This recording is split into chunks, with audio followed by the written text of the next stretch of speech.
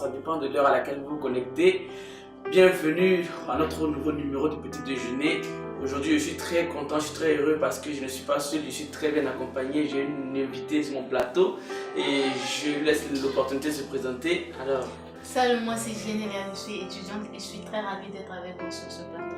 Alors, c'est la sœur Génélia, elle est là ce soir pour partager le thème que nous allons aborder. Le thème, je répète bien, c'est la planification. La planification. Alors, qu'est-ce que c'est que la planification, sœur Génélia? La planification, c'est quoi? Planifier, c'est quoi? C'est préparer demain dès aujourd'hui. Par exemple, pour sortir médecin, on a besoin d'aller à la faculté de sciences de médecine pour sortir médecin. Parce que le frère Pascal, tu fais mécanique et tu viens ici, tu me dis que tu veux sortir médecin, ça ne se fait pas. Tu ne me piqueras pas, mais en tout cas, je n'irai pas à ta clinique aussi. Pour être une bonne maman aussi, il te faut planifier, préparer ta jeunesse. Ah ça. Oui, c'est ça aussi. Pour faire ton voyage, pour voyager, il nous faut planifier notre voyage. Okay. C'est ça aussi le problème. Par exemple, pour préparer une bonne cuisine, on a besoin des bons ingrédients pour une bonne par cuisine. exemple, faire les foufous, il faut...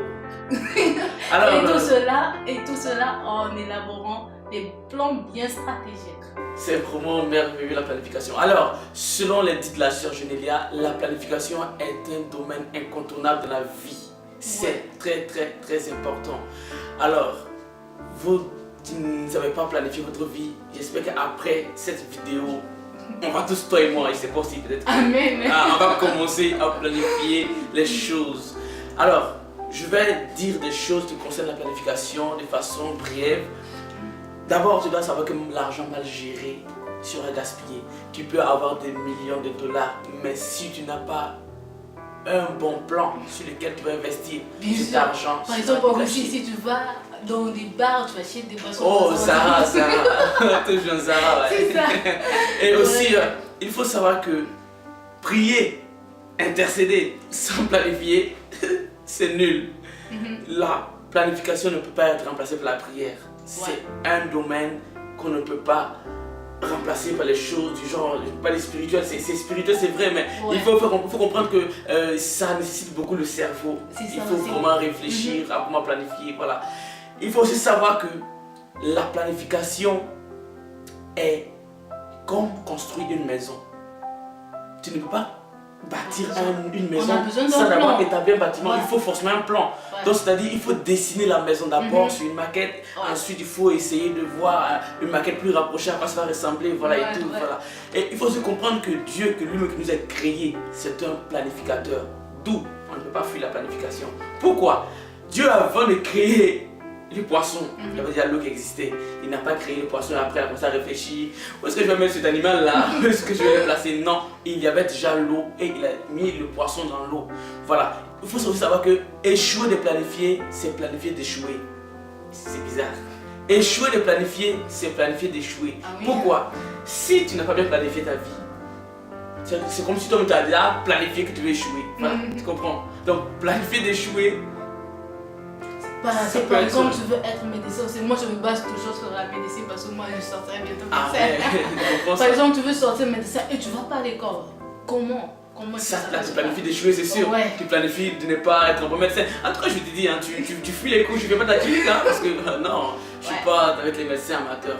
Voilà. Et aujourd'hui, notre invitée, elle va aborder les domaines de la planification qu'on ne doit pas surtout, comment on peut dire ça, banaliser. C'est très important. Elle va aborder ces points-là. Moi, je suis trop excité d'entendre ça parce que c'est pour cela qu'elle est là. Et il faut nous parler des domaines dans lesquels nous pouvons, bien sûr, planifier notre vie. Et après, quelles sont les conséquences si possible. Voilà. Ok, les domaines là où on peut planifier notre vie. Dans le domaine spirituel, on doit d'abord commencer par le spirituel. Là, sa vie spirituelle, j'imagine. Elle doit être blindée, bien blindée. Donc, il faut se laver l'esprit d'onction, c'est-à-dire... Comment planifier alors sa vie spirituelle? Il faut prévoir des moments de jeûne et de prière, Ah. de retraite aussi. Hein. Moi personnellement, je jeûne quand l'église dit à jeûne, hein, je n'ai pas des moments comme ça. Ah, oui, c'est vraiment important. oui, nombreux d'entre nous n'aiment pas vraiment entendre ça, le jeûne, retraite. Donc, ouais. donc si je comprends bien, sur le plan spirituel, je dois avoir un calendrier où je marque février, je planifie le je jeûne les 3, à mars, je fais ça. Et ça marche. Wow. Ça marche À partir, en tout cas, merci beaucoup. Ça, c'est une bonne astuce. Dans le domaine financier, ça aussi, savoir gérer. Au début, là, tu as expliqué. Là, c'est compliqué parce que. Savoir gérer son argent. J'ai pas l'argent. Comme on dit en russe. J'ai pas l'argent, oui, c'est pour cela que j'ai pas. Parce qu'actuellement, c'est chaud, et t'assures. Le mois n'est même pas encore fini, je n'arrive pas à il faut savoir conserver son argent. Parce que sans argent, on ne peut pas planifier quelque chose. C'est ça aussi le problème. Donc, si je comprends bien, sur le plan financier, quand papa m'envoie l'argent à la fin du mois. Ouais. C'est-à-dire, si m'a envoyé 100 francs, je dois mettre tous les 100 francs dans ma valise. Non, pas forcément tous les 100 francs. Par exemple, tu sépares, tu divises en deux, la moitié tu gardes, la moitié c'est pour toi. C'est compliqué, mais moi je dois aller assister à Bizarra, n'est-ce pas? Il faut que je prenne Bizarra, c'est pas possible. Ouais, c'est ça, les étudiants font souvent ça. Les étudiants font souvent ça, la même chose, mais il te faut savoir comment gérer ton argent. Alors, si je comprends bien, sur le plan financier, nous devons établir un programme bien précis de comment gérer notre argent. Ouais. Dans le peu que tu reçois à la fin du mois, ne néglige pas. Si c'est 100 francs, essaie d'épargner au moins 10 francs. Si c'est 100 roubles, j'imagine 100 roubles. Là. Moi, je planifie. 100 roubles en Afrique, toi tu dis 100 roubles. 100 roubles, j'ai racheté de la pizza ou de la pizza quelque part, ça c'est sûr. Ouais, c'est ça. Alors, il y a un autre plan. Ouais, le plan financier, j'ai dit ça, oui, et d'autres encore. Dans le domaine de la santé, ouais. Donc je dois aller plus à l'hôpital. Le sport, non. Ouh. On a pratiqué le sport. Ah, ce truc. Tu vois, j'ai bientôt un gros ventre. Moi, j'aime pas le sport. Hein. Ouais, écoutez bien ceci. Avoir un gros ventre n'est pas synonyme d'avoir beaucoup d'argent. Oh, ça peut faire. Ça, c'est pas vrai. Hein. C'est comme on dit. On dit que tu as un gros ventre, ça veut dire que tu seras non, non, pas forcément. Le gros ventre, ça peut aussi signifier le manque de sport. Hein. Ouais, c'est ça. Alors là, je suis foutu, hein. Donc après notre échange court direct en gymnastique, ça c'est sûr. Je vous dis, moi j'aime pas le sport, mais ça c'est très important. Alors chers amis, toi qui n'aimes pas le sport, il faut planifier de faire le sport. Toi qui manges les jours, je sais pas, les citrons, tu veux maigrir, c'est pas la solution. Le sport. Même si c'est une fois par semaine, le sport. N'est-ce pas? Ouais, moi je parle aux soeurs bien sûr parce que je connais une fille au quartier là, elle est pas grosse, elle est juste un peu en forme, tu vois. Parfois ça dérange un peu, tu comprends? Alors il y a juste, c'est tout aussi. Non, il y a ça aussi. Savoir pousser ses limites intellectuelles. Ah ça c'est intéressant. On passe tout le temps nos heures devant Facebook, WhatsApp. Moi je danse WhatsApp, hein. Je me couche sur mon téléphone, je me réveille matin. Ouais, les jeunes d'aujourd'hui, Facebook, WhatsApp, Instagram. Non, il nous faut aussi pousser nos limites intellectuelles. Avoir au moins un livre là où tu peux étudier par mois. Un livre. Du genre un roman. Un roman, oui. Lire la lecture. Oui, la lecture, faire la lecture. Alors là c'est compliqué. Lire un livre aujourd'hui et puis la télé, ouais, ça c'est presque possible. Il te faut pousser tes limites intellectuelles. Tu dois lire, faire la lecture plus que tu ne l'as fait pendant les années passées, c'est ça. Donc si je comprends bien les amis, sur ce qu'elle dit, si je veux être intelligent, je dois plus lire que d'être dans les réseaux sociaux, que de regarder la télévision. On n'interdit pas les réseaux sociaux. Ok, les réseaux sociaux. Mais il faut avoir une planification des livres à lire, tout ça marche. Ouais. Ah, là, je comprends bien.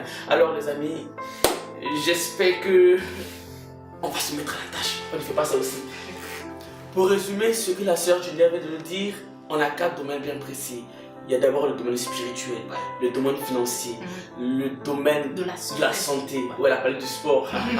Le domaine, quel domaine là?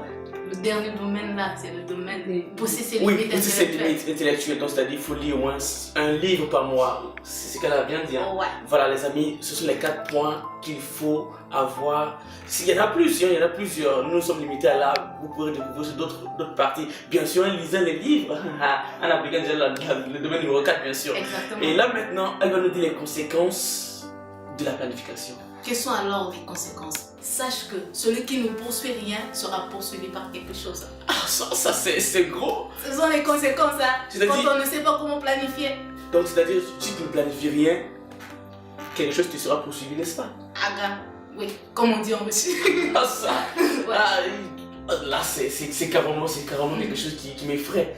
Donc, si tu ne poursuis pas un objectif, un objectif sera poursuivi. Et dans le mauvais sens, parce que là, ça devient compliqué.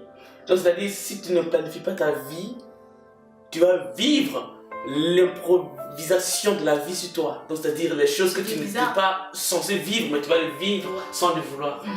Alors, la phrase, les enfants disent deep, elle est profonde. Hein. Pas mis à part se faire poursuivre, pas poursuivre. Là, est-ce qu'il y a encore une autre chose? Il faut savoir que la planification évite le stress. La planification évite le stress. Ouais. Ah, j'ai une idée, je pense à quelque chose. Et oui, tu as tellement raison. Imagine quelqu'un à la fin du mois, il a reçu son argent et il n'a pas sauvegardé une partie. Et déjà, au 15 du mois, il a un problème et il n'a plus l'argent. Il est stressé, il est paniqué. Imagine, tu es à l'étranger comme nous, là, tu vis au fond de l'Europe, là. Et tu t'imagines, de temps que tu vas appeler papa au pays. Ouais, le temps que l'argent puisse venir. Western Union s'acharne. Le pays africain, au Gabon, actuellement, le Western ne passe pas. Tu t'imagines combien de temps ça va t'arriver ici où tu vis? Là, tu t'es foutu. Les amis, elle a vraiment raison. La planification nous évite le stress. Quand vous planifiez votre vie, c'est vrai, parfois il peut arriver des choses qui n'étaient pas prévues, mais au moins ça évite le stress. Surtout sur le plan financier, vous rappelez-vous bien, ça nous arrive toujours d'avoir des cassures avant la fin du mois où c'est vraiment compliqué, on tourne par-ci par-là, on ne fait que dire donne-moi, emprunte-moi, c'est pas joli. Alors que si tu planifies, si tu essaies d'épargner quelque chose par mois, c'est vraiment intéressant, c'est vraiment stressant. Alors, Serge Emilia, le petit déjeuner et moi, nous sommes très heureux d'avoir sur notre plateau. C'était vraiment des moments inoubliables. C'était vraiment une expérience que j'ai eue avec toi, aussi apprendre beaucoup de la planification, un domaine vraiment que je connaissais peu. Merci d'être venu. Le plaisir est partagé. Et j'espère te revoir à très bientôt sur mon plateau encore. Et voilà. Alors les amis, j'espère que vous prendrez bonne note de ma conversation. Parce qu'elle m'a rendu visite, hein? Mais nous tous quoi, c'est quelque chose. Avec la sœur Genelia. Elle est belle, c'est une Congolaise. Voilà. Vous pouvez, bon, contactez-moi un peu pour son numéro, mais seulement ceux qui sont milliardaires. Voilà, à très bientôt pour un nouveau numéro. Il y a toujours des surprises avec le petit déjeuner. Je ne sais pas où ça peut se passer. Peut-être que ça sera en Bangladesh, en Chine, je ne sais pas. Mais je vais vous réserver une surprise pour la prochaine fois. Soyez connectés, continuez de partager mes vidéos, likez, s'il vous plaît, likez, partagez. Je répète d'abord, partagez, c'est vraiment important. Parce que plus vous partagez, plus mon producteur sourit. Pas parce qu'il gagne quelque chose à ça, mais c'est parce que ça l'encourage au fait. C'est énorme en fait. Il faut qu'il puisse comprendre, il faut comprendre aussi que ce qu'il fait intéresse ceux qui me suivent. Voilà pourquoi j'insiste beaucoup sur partager. Merci beaucoup d'avoir suivi ce numéro. Paka et à bientôt.